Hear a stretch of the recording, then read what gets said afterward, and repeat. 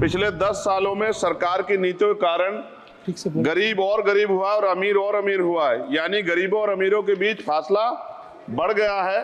सारे देश की संपत्ति को चंद अमीरों के हाथ में दे दिया गया है। ये हमारे संविधान की मंशा और समतावादी समाज के लक्ष्य के खिलाफ है।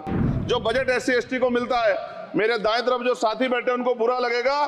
कर्नाटक में 14,732 करोड़ रुपए इन्होंने दूसरी योजना में लगा दिए और मध्य प्रदेश में आपने 95 करोड़ रुपए जो है दूसरे बजट में लगा दिए। हमारा जो मिलता है उसको तो मत छीनो भाई। पिछले लंबे समय से हमारे साथ धोखा हो रहा है, लेकिन अब ये नहीं चलेगा। चंद लोगों की तराजू से देश के संसाधन नहीं बटेंगे।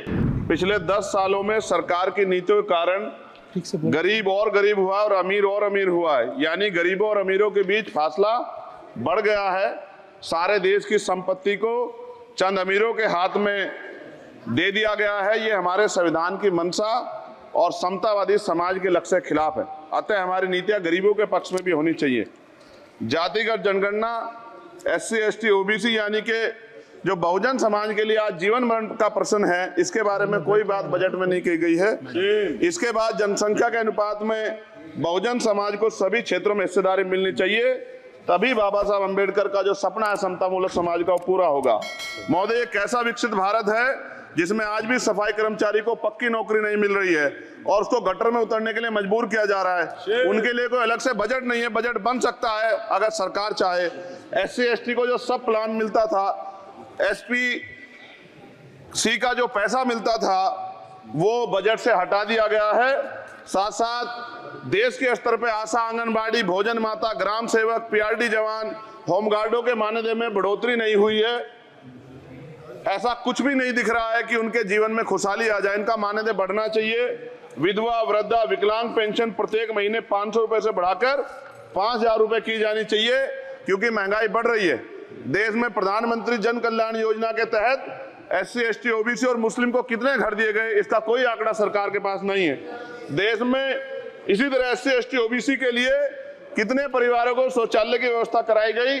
आज भी सिद्धार्थनगर जैसे जिले और तमाम जिले जो है वहां शौचालय की व्यवस्था नहीं है। इस पर ध्यान देना चाहिए। देश भर में SC ST OBC के जो रिक्त पद पड़े हुए हैं, बैकलॉग भरना चाहिए।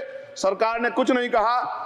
ये कैसी विश्व की 5वीं अर्थव्यवस्था है जिसमें आज भी SC ST पे अत्याचार हो रहा है, महिलाओं के साथ रेप हत्या हो रही है। NCRB का डाटा पढ़ेंगे तो खून के आंसू रोने पड़ेंगे। युवा बेरोजगार है, सड़कों पे 80 करोड़ लोगों को 5 किलो राशन में जीवन यापन करना पड़ रहा है। जो बजट SC ST को मिलता है, मेरे दाएं तरफ जो साथी बैठे उनको बुरा लगेगा।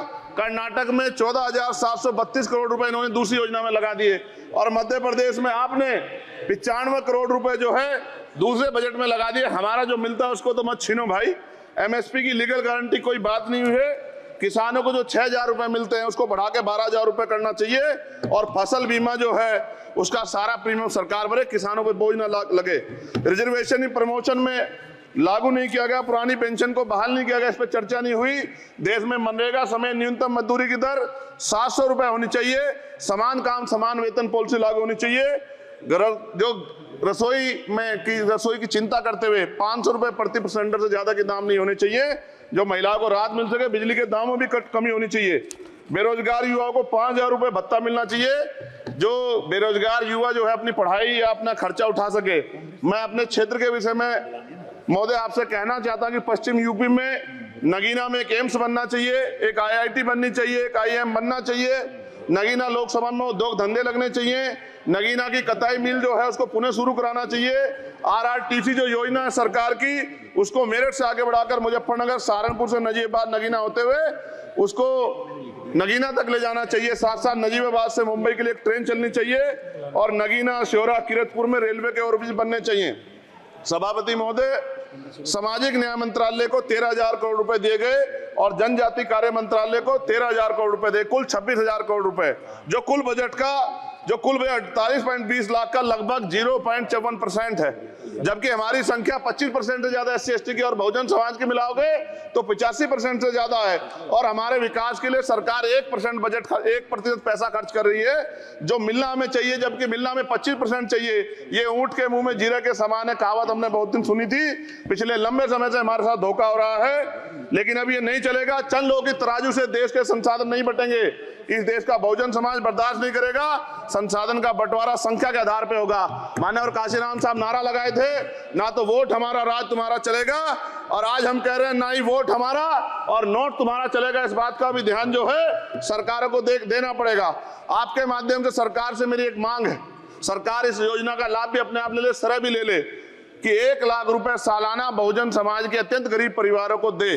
10 लाख करोड़ रुपए खर्च होंगे, लेकिन इस 1 लाख रुपए की योजना से एक झटके से एक परिवार गरीबी की रेखा से ऊपर आएगा और इनके बच्चों को कुपोषण खत्म होगा, अच्छी शिक्षा मिलेगी, महिलाओं को सम्मानजनक जीवन मिलेगा और इससे वास्तव में सबका साथ सबका विकास का नारा सार्थक होगा।